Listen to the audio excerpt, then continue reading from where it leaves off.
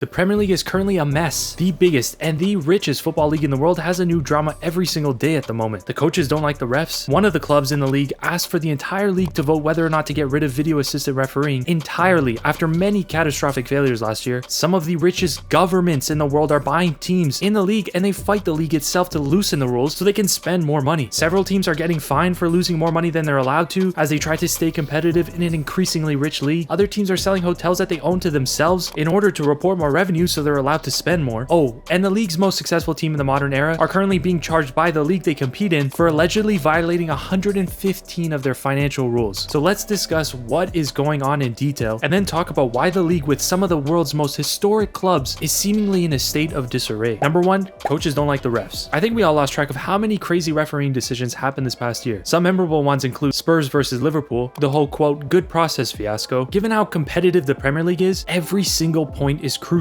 So mistakes like this just can't happen, and were happening way too often, which leads me to the next example when Arteta lost his mind. But very quickly, if you're enjoying the video, a like and subscribe could collectively change my life. I would really appreciate it. Thank you. First, the Premier League wasn't able to tell if the ball was out of bounds, and secondly, the referees on VAR deemed this to not be a foul, which led to this soundbite. And please ask for help, because it's an absolute disgrace that this goal is allowed. He expanded some more, and basically his entire point was, in the richest league in the world, the refereeing standards shouldn't be as low as they were last year. And he's right. How can the richest league in the world not tell when a ball is out of bounds? There's also the many times Wolves got done over, which led to the club asking for the entire league to vote whether to get rid of video assistant refereeing entirely. During this summer, clubs voted no, and I agree with that decision, but the league and their associated parties' responses were bizarre. They basically said they'll do their best to continue to improve the standards. Okay, I would have liked something a little more assuring than that, but even more bizarre than that, they said semi-automated offside won't be introduced until October, when the season has already begun. So it's going to be the same drawing the line process that we've seen for the past few years for the first couple months of the season, and then they're going to introduce this new technology mid-season? Okay, first of all, the Premier League should have introduced this 2 years ago when they had the first opportunity to do so, but now for it to not be ready at the start of another season, it's another seemingly inexcusable mistake or shortcoming given they're the biggest football league in the world. There's just too much money and too much intention involved for the standards to have dropped this much. Okay, number two, some of the richest governments in the world keep buying teams in the league. Imagine a league and a sport so popular that entire countries want to take part. Newcastle are owned by the Saudi Investment Fund, basically the wallet or investment fund of the royal family in Saudi Arabia. Man City are owned by Abu Dhabi United Group, and that group is owned by the royal family of Abu Dhabi. And now there's rumors Saudi Arabia wants shares in Everton too. These parties have so much money and resources at their disposal that they're unhappy with how much they're allowed to spend under the league's profit and sustainability rules. One of the most contentious rules under that umbrella is the fact that clubs can't lose more than £105 million